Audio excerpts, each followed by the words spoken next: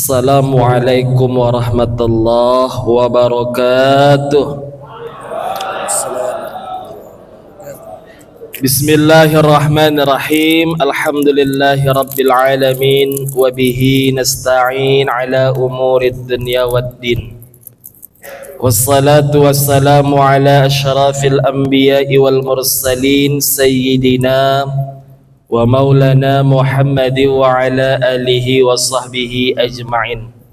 Allahumma salli ala Sayyidina Muhammad wa ala ali Sayyidina Muhammad. Rabbi israh li sadri wa yassir li amri wa halul uqdatan min lisani yafqahu qawli. Wa qala Allah ta'ala fi kitabihil karim, a'udzu billahi minasy syaithanir rajim. Bismillahirrahmanirrahim. Innal ladzina amanu wa 'amilus salihati lahum jannatun na'im. Shadaqallahul azim.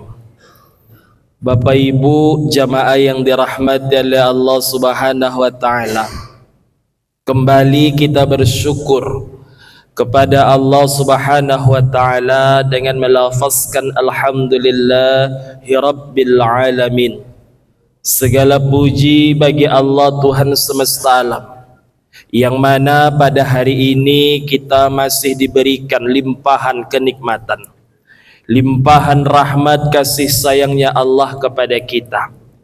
Maka seyogyanya kita sebagai hamba wajiblah untuk bersyukur atas segala nikmat yang senantiasa tercurahkan kepada kita, sebagaimana dalam surah Ibrahim di ayat ke-7, la in syakartum la azidannakum wa la in kafartum inna adzabi lasyadid.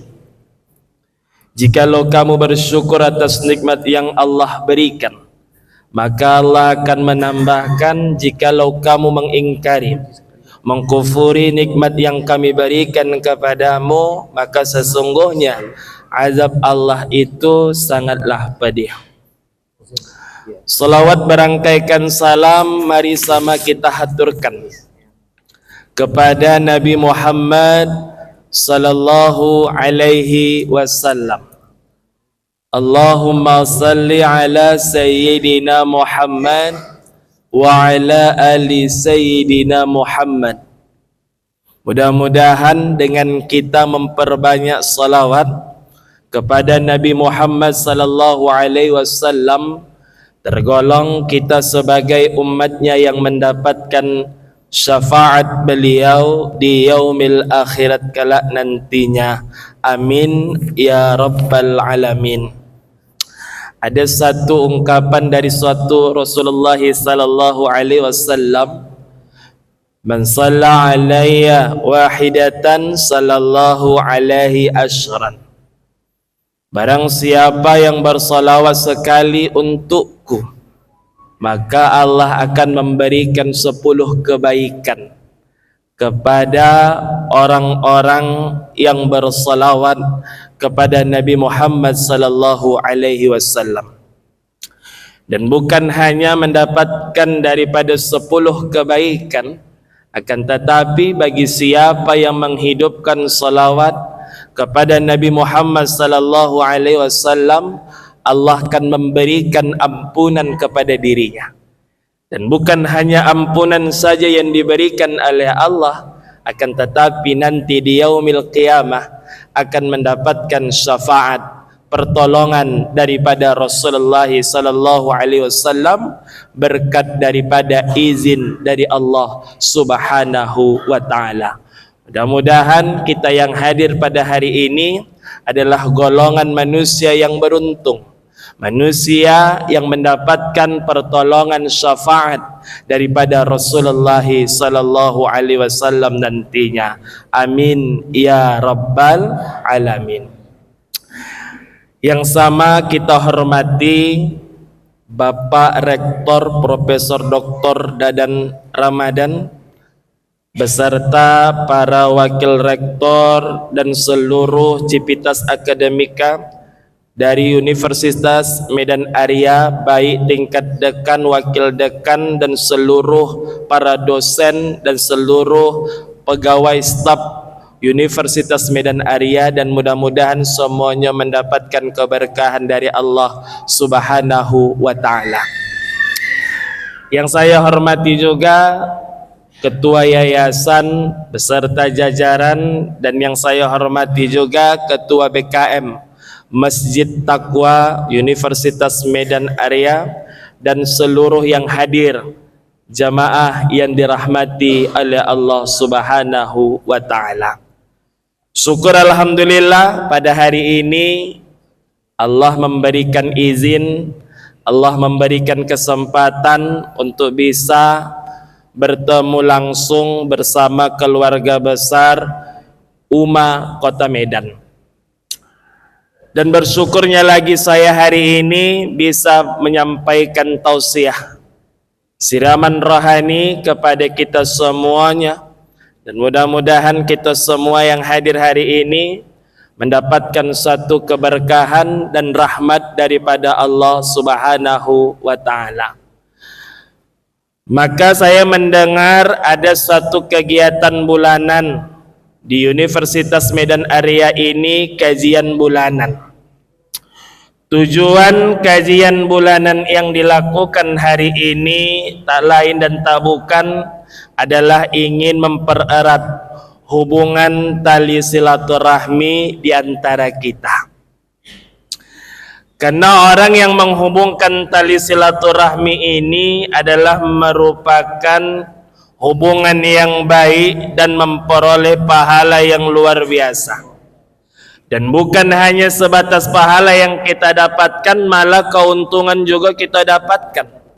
Sebagaimana disampaikan oleh Rasulullah sallallahu alaihi wasallam di dalam kitab Bulughul Maram, man ahabba ayyubsata lahu fi rizqi wa ayyunsa'alahu fi athari falyasil rahimah. Barang siapa yang ingin mendapatkan keberkahan rezeki dari Allah, barang siapa yang ingin mendapatkan keberkahan umur dari Allah, maka hendaklah kita menghubungkan tali silaturahmi di antara saudara-saudara kita. Makanya kalau ada hari ini orang yang tak berteguran, ada orang tak bercakap-cakapan, alias tidak saling tegur menegur satu dengan yang lainnya, maka dia telah memutuskan hubungan tali silaturahmi. Maka pesan Rasulullah sallallahu alaihi wasallam, la yadkhulul jannah yakni qati'ur rahim. Tidaklah masuk surga orang yang suka memutuskan hubungan tali silaturahmi. Dan bukan hanya tidak dimasukkan ke dalam surganya Allah Ta'ala, bagi orang yang suka memutuskan tali silaturahmi pun amal ibadahnya kepada Allah pun tertolak. Pernah satu ketika ada orang yang ahli ibadah kepada Allah. Hidup ini tidak cukup dengan hubungan kita kepada Allah, akan tetapi hablum minan nasnya pun perlu kita jaga. Jadi orang yang ahli ibadah dalam melaksanakan salat tahajud sepertiga malam puluhan tahun ia lakukan tak pernah tinggal.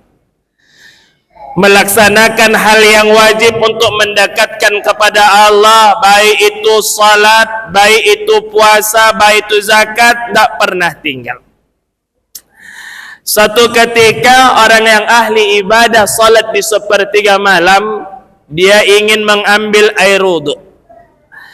Ketika mengambil air wudu itu ada sosok manusia yang duduk di pinggiran sumur. Rupanya itu adalah malaikat yang diutus oleh Allah Subhanahu wa Ta'ala. Lantas orang yang ahli ibadah ini mengatakan, wahai fulan, engkau siapa di malam hari ini duduk di pinggiran sumur ini? Aku adalah malaikat yang Allah utus untuk melihat hamba-hambanya, melihat daripada hamba-hambanya Allah untuk melaksanakan salat di sepertiga malam. Lantas dengan rasa kepercayaan diri seorang yang ahli ibadah ini mengatakan bahwasanya apa yang engkau bawa wahai malaikat ini ada buku catatan amal kebaikan orang melaksanakan salat di sepertiga malam. Dengan rasa kepedeannya, bolehkah aku melihat buku itu? Boleh. Adakah namaku di dalam buku itu? Lihat saja buku yang kau lihat tersebut. Dilihatlah buku ini, nama daripada yang orang yang melaksanakan salat itu tidak ada. Lantas orang yang ahli ibadah ini berkata kepada malaikat, wahai malaikat, kenapa namaku tidak ada di dalam buku catatan amalan kebaikanmu? Maka kata malaikat kepada orang yang ahli ibadah, wahai fulan, bahwa sesungguhnya Allah maha melihat apa yang kau lakukan selama ini. Wahai fulan, Allah maha mengetahui tentang apa yang kau kerjakan di sepertiga malam. Tetapi Allah melarang tanganku untuk menuliskan namamu di dalam buku catatan ini karena engkau telah memutuskan tali silaturahmi dengan tetanggamu. Dengan saudaramu engkau tak berteguran. Dengan saudaramu engkau tak bercakapan. Engkau memutuskan hubungan tali silaturahmi, hal demikian itu timbul penyesalan sehingga amal ibadah yang ia kerjakan selama itu tertolak oleh Allah Subhanahu wa taala. Jadi oleh karena itu Bapak dan Ibu, jamaah yang dirahmati oleh Allah Subhanahu wa taala, maka kita harus tanamkan di dalam diri kita, kalaulah kita tahu seluruh pegawai di Universitas Medan Aryani begitu banyaknya, akan tetapi yang hadir pada hari ini pun begitu banyak yang hadir untuk mendengarkan tausiah. Dan mudah-mudahan kita semua yang hadir hari ini jangan sampai terputus tali silaturahmi kita. Tetaplah kita memegang teguh daripada silaturahmi kita di hadapan Allah Subhanahu wa taala agar kita bisa masuk ke dalam surganya Allah Subhanahu wa taala. Amin ya rabbal alamin. Bapak dan Ibu jamaah yang dirahmati oleh Allah Subhanahu wa taala, di dalam ayat Al-Quran Allah mengingatkan kepada kita semuanya, bal tu'sirunal hayatad dunya wal akhiratu khairu wa abqa. Di atas dunia ini kita tidak merasakan akan kekal abadi yang kita tempati. Yang kekal abadi nantinya adalah di alam akhiratnya Allah Subhanahu wa taala, yaitu surganya Allah Subhanahu wa taala. Sebagaimana juga Allah mengingatkan, innalladzina amanu wa amilus salihati lahum jannatun na'im. Sesungguhnya orang yang beriman, sesungguhnya orang-orang yang mengerjakan satu amalan yang salih, maka sesungguhnya Allah akan memberikan tempat yang terbaik bagi dirinya. Tempat yang terbaik itu tempat yang bagaimana? Jannatun na'im, surga yang penuh dengan kenikmatan. Jadi mudah bagi diri kita ketika hendak masuk ke dalam surganya Allah Subhanahu wa taala dengan dua hal: beriman maupun mengerjakan suatu amalan yang saleh, agar terciptanya dalam membangun karakter mahmudah kita dalam perspektif Islam yang kita ingin sampaikan pada hari ini. Jadi ketika kita mau masuk ke dalam surganya Allah Subhanahu wa taala, dua hal: mengerjakan suatu amalan yang saleh dan beriman kita kepada Allah Subhanahu wa taala. Dan tak ada sulitnya bagi kita kalau ingin mau melakukan suatu amalan kebaikan di hadapan Allah Subhanahu wa taala. Jangan kita beranggapan di atas dunia ini akan menjadikan kekal abadi bagi diri kita, sebab dunia ini hanyalah sifatnya sementara, dan yang akan kekal abadi bagi kita nantinya di alam akhiratnya Allah Subhanahu wa taala. Kalaulah kita ingin menjadi manusia yang terbaik, manusia yang terbaik di hadapan Allah Subhanahu wa taala adalah manusia khairun nas, man tala umuruhu wa hassuna amaluhu Wa syarrun nas, seburuk-buruknya daripada manusia itu adalah manusia yang ketika diberikan oleh Allah umurnya yang panjang, akan tetapi amal keburukannya pun terus bertambah di hadapan Allah Subhanahu wa taala. Jadi bagaimana cara kami Ustaz ingin menjadikan diri kami ini menjadi orang yang senantiasa melakukan daripada amal kebajikan?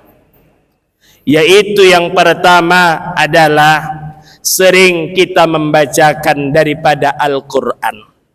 Taubahnya kita tadi dikatakan oleh pembawa acara, ketika dibacakan daripada Al-Quran, mari kita buka Al-Quran kita masing-masing.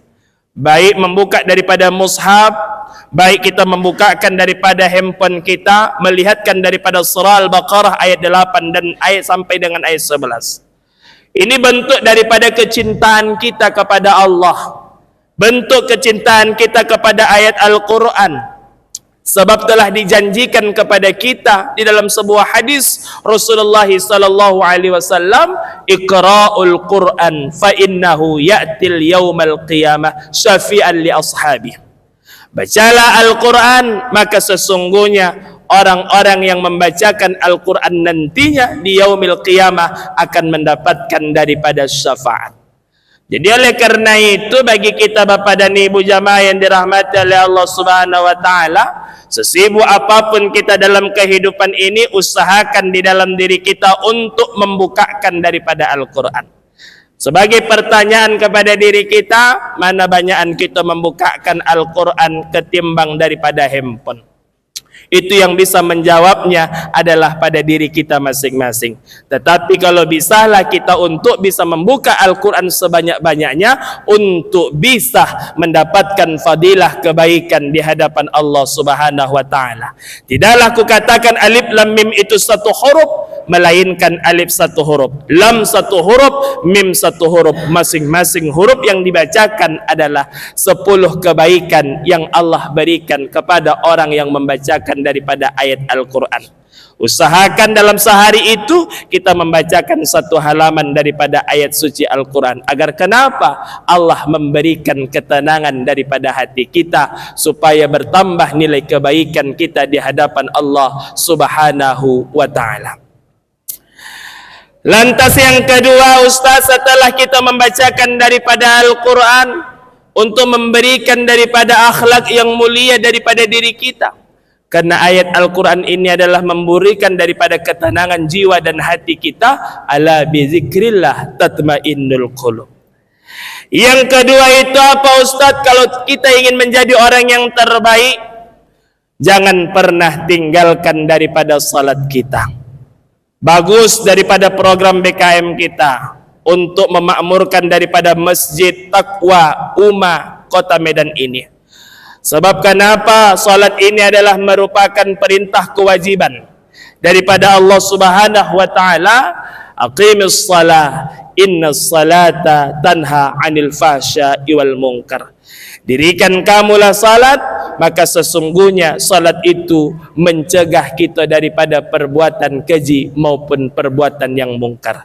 Maka tidak adalah salah satu amal ibadah, karena salat ini adalah amalan salat ibadah yang pertama sekali yang akan dipertanyakan, dipertanggungjawabkan nantinya di hadapan Allah Subhanahu wa taala.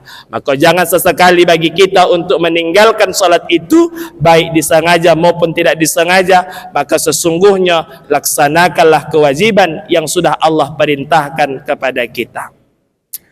Lantas yang terakhir, ketika kita ingin menjadi manusia yang terbaik di hadapan Allah Subhanahu wa taala, maka kita harus berkumpul dengan orang-orang yang salih, yang mengajak kita akan selalu berbuat daripada kebaikan di hadapan Allah Subhanahu wa taala. Karena terciptanya pertemanan yang baik itu di hadapan Allah Subhanahu wa taala akan selalu bisa menciptakan untuk mendekatkan diri kita kepada Allah Subhanahu wa taala. Dan mudah-mudahan insyaallah kita semuanya bisa bersama teman-teman yang terbaik itu masuk ke dalam surganya Allah Subhanahu wa taala. Berkatalah Imam Asy-Syafi'i bahwa sesungguhnya ketika engkau mendapatkan teman yang terbaik, maka sesungguhnya peganglah tangannya begitu dengan eratnya.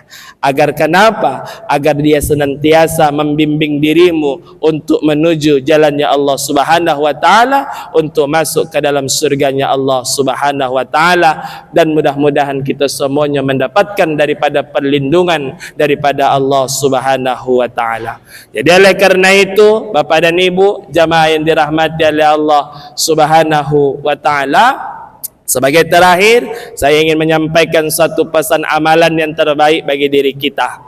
Ketika dalam menjalani daripada kehidupan ini, maka sesungguhnya tak ada kata lain dan tak bukan karena kehidupan ini kita harus memperbanyak satu amalan kebaikan. Sebab kenapa? Amalan yang terbaik bisa nanti untuk bisa melancarkan bagi kita untuk masuk ke dalam surganya Allah Subhanahu wa taala.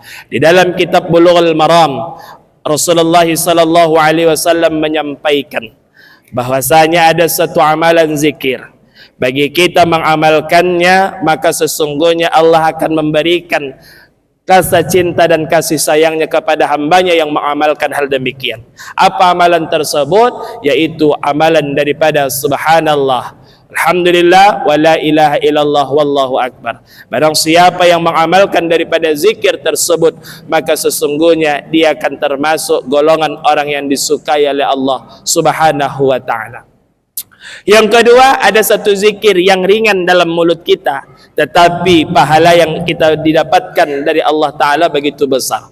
Subhanallah wa bihamdihi subhanallahil azim. Subhanallah wa bihamdihi subhanallahil azim.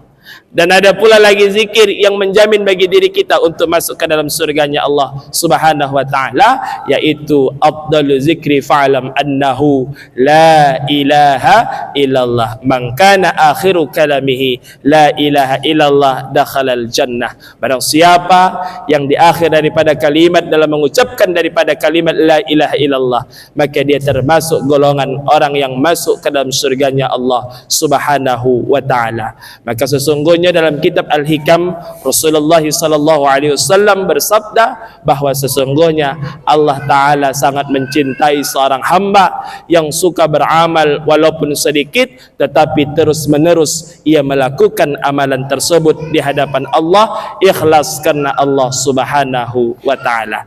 Jadi oleh karena itu, Bapak dan Ibu jamaah yang dirahmati oleh Allah Subhanahu wa taala, ini saja mungkin barangkali yang bisa kami sampaikan. Mudah-mudahan ada manfaatnya dan mudah-mudahan kita semuanya tetap dalam keadaan sehat walafiat, dan mudah-mudahan kita semuanya tetap dalam lindungan Allah Subhanahu wa taala. Amin ya rabbal alamin. Mohon maaf saya atas segala kekurangan dan kekhilafan dalam ucapan saya yang mungkin di sana sini kurang ada tutur sapa yang sopannya, mohonlah kiranya saya dimaafkan. Akhirul kalam, billahi taufik wal hidayah wa ridha wal inayah. Wassalamu alaikum warahmatullahi wabarakatuh. Waalaikumsalam warahmatullahi wabarakatuh. Demikianlah tadi tausiah yang sudah disampaikan oleh Ustaz Kaya Arfah Esos IMSOS kepada para jemaah hadirin yang dirahmati Allah. Kami memberikan kesempatan kali ini untuk 3 orang penanya. Jika ada yang ingin ditanyakan, kami persilahkan. Boleh menunjuk tangan yang ingin bertanya.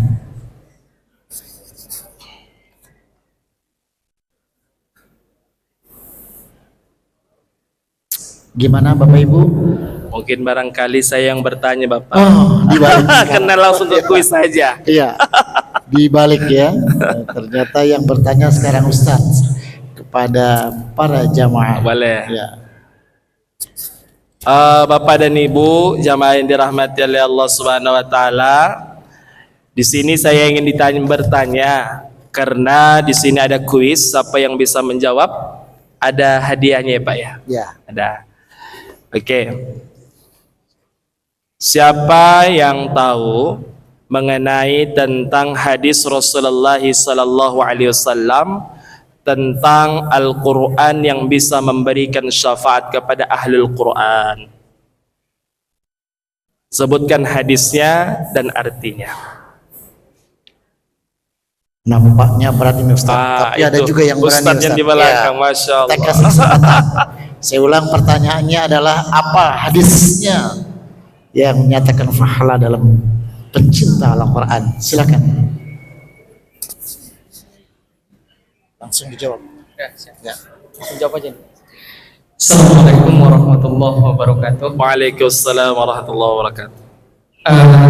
Hadisnya diriwayatkan oleh Muslim yang berbunyi, Iqra'ul Quran fa innahu ya'ti yaumal qiyamati syafi'an li ashabihi. Masya Allah. Artinya, bacalah Al-Quran, sesungguhnya akan datang pada hari kiamat sebagai pemberi syafaat bagi yang membacanya. Alhamdulillah, barakallah. Kang Ustaz? Sahih. Saya alhamdulillah. Mohon ditunggu, insya Allah nanti hadiahnya dikirimkan. Tidak ya, sudah kami siapkan hadiah. Boleh? Satu lagi? Satu orang lagi, Pak. Ya. Ini khusus untuk ibu-ibu. Ibu-ibu salihah. Ya, silakan ibu-ibu. Kalaulah ibu tadi menyimak apa yang kami sampaikan, mungkin ibu paham dan tahu hadis Rasulullah sallallahu alaihi wasallam mengenai manusia yang diberikan oleh Allah umur yang panjang tetapi bertambah amal kebaikannya, dan manusia yang terburuk itu Allah berikan umur yang panjang tetapi senantiasa melakukan amal keburukannya. Coba bacakan hadisnya, Bu, yang begitu singkat tadi. Bagaimana ibu-ibu? Ada, Bu? Ya. Ya. Kalau ibu-ibu tak pandai atau tak bisa, bolehnya bapak-bapak Ustaz. Ayo, Tapi, Bu. Ya, ibu-ibu tapi nampaknya tak mau kalah nih. Ya. Ada, Bu? Macam mana, Bu? Kira-kira? Ya. Kalau tak ada ibu-ibunya beralih nanti ke bapak-bapak. Kalau ibu-ibu mengalah berarti ar-rijalu qawwamuna 'ala nisa, ya. Ya, laki-laki adalah pemimpin. Maka kami serahkan ke bapak-bapak, boleh Ustaz? Boleh, boleh, Pak. Boleh Ustaz. Kalau ada yang bisa bapak-bapak, bapak-bapak. Ya.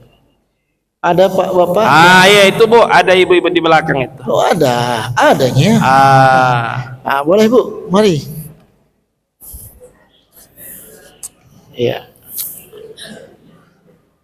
Mana ibu tadi? Sini aja, Bu. Ada? Ya, boleh. Sebentar, Pak, ya. Mau bertanya kah? Oh, ya. Ustaz, ada yang mau bertanya ini, Ustaz. Oh, yang mau bertanya Ya, pula. kita kasih ya. Boleh, boleh. Kita kasih dulu ya kesempatan untuk yang bertanya, boleh. Mari.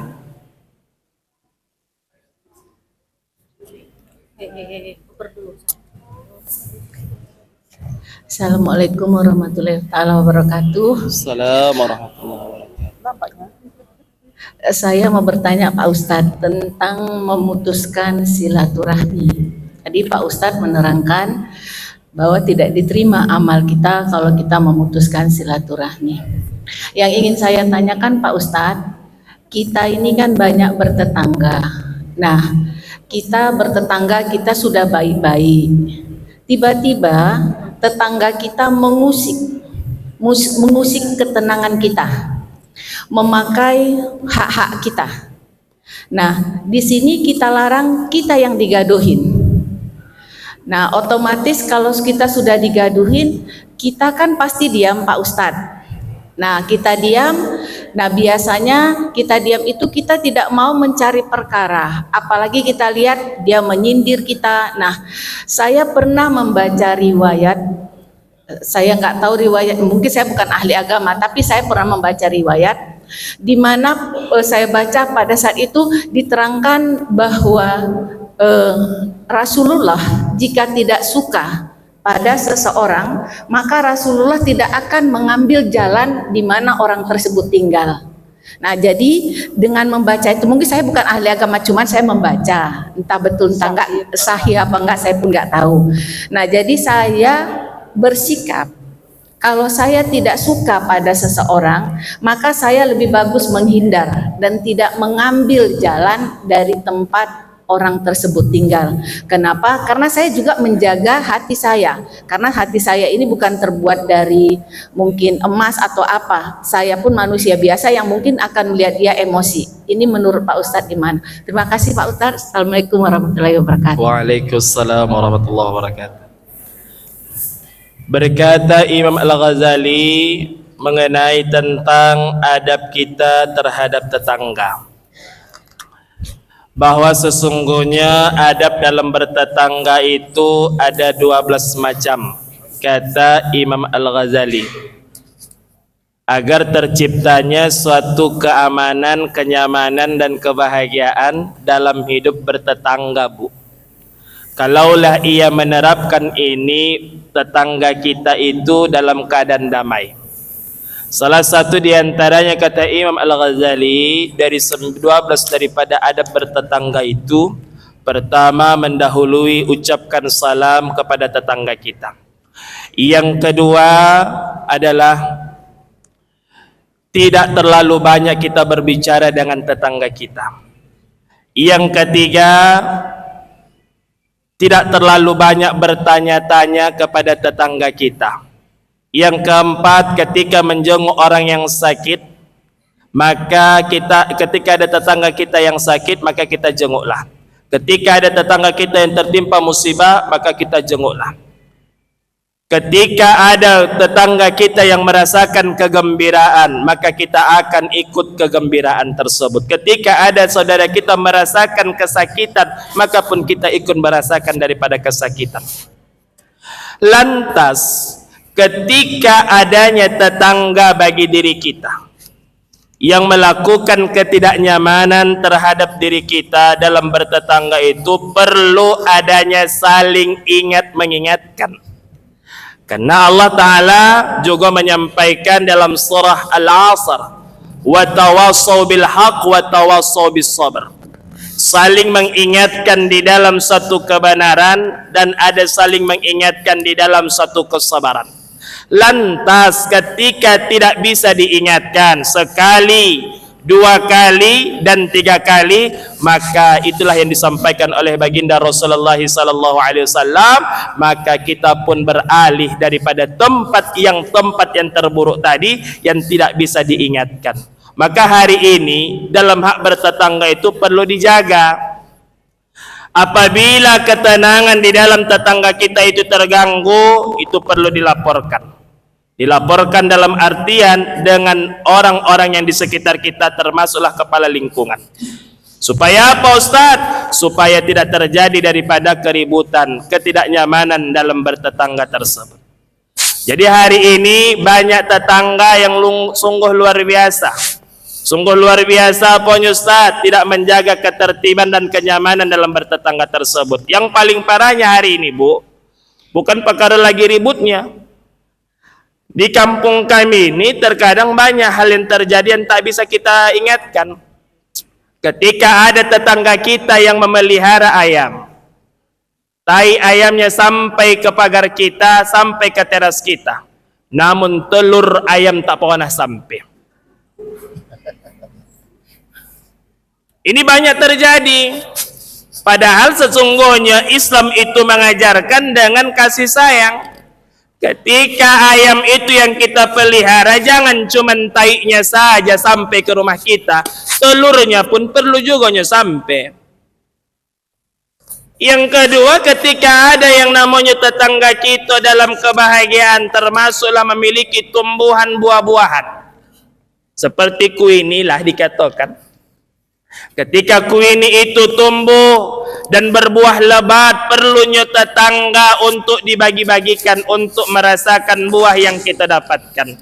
Dan ingat, ketika ada pohon kuini yang ranting buahnya itu menjorok kepada lingkungan kita, halaman kita, maka sesungguhnya ketika buah itu jatuh ke halaman kita, halal bagi kita untuk mengkonsumsinya tanpa kita permisi dengan orang yang memiliki daripada buah kuini tersebut.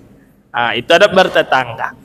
Jadi pesan saya, Bu, ketika menghadapi tetangga macam begitu tuh, perlu banyak-banyaklah kita sabar, perlu banyak-banyak kita beristighfar kepada Allah Subhanahu wa taala. Maka kita sebagai hamba harus berlapang dada menghadapi tetangga yang seperti itu.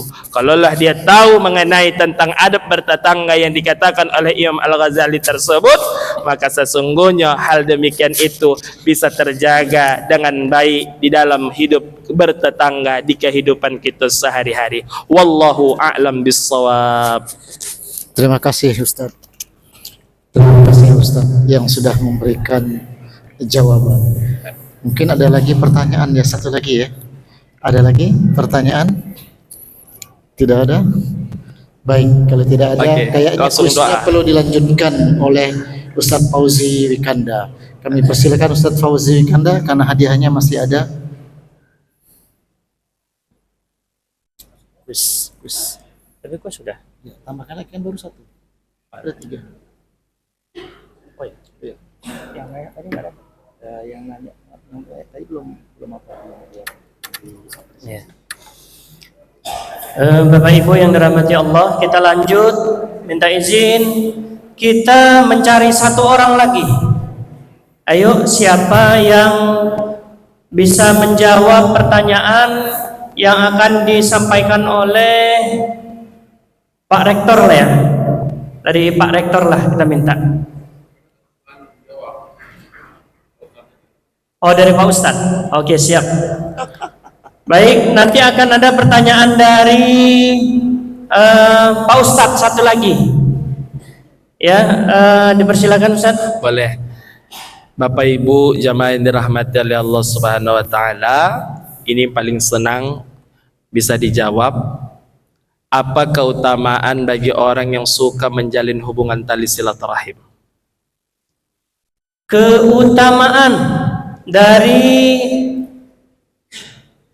menjalin silaturahim di antara kita. Ayo, siapa yang bisa menjawab? Silahkan. Dari abang-abang tim kebersihan mungkin ada nih. Ada nggak yang bisa? Ini hadiahnya sangat menarik nih. Khusus, iya, silahkan Bang, kemari Bang, ke depan Bang. Alhamdulillah. Iya. Sebutkan nama dan jawabannya. Assalamualaikum warahmatullahi wabarakatuh. Assalamualaikum warahmatullahi wabarakatuh. Nama saya Dian Hamdani, saya dari Kebersihan Gumara. Untuk jawabannya satu, yaitu mendapatkan ataupun di lapangan rezekinya oleh Allah Subhanahu wa taala. Amin. Dijauhkan dari api neraka, terus diberikan rahmat serta hidayah dari Allah Subhanahu wa taala. Mungkin itu saja jawabannya. Sekian, terima kasih. Assalamualaikum warahmatullahi wabarakatuh. Waalaikumsalam warahmatullahi wabarakatuh. Sebenarnya kalau merujuk daripada sebuah hadis Rasulullah sallallahu alaihi wasallam, cuman satu yang betulnya.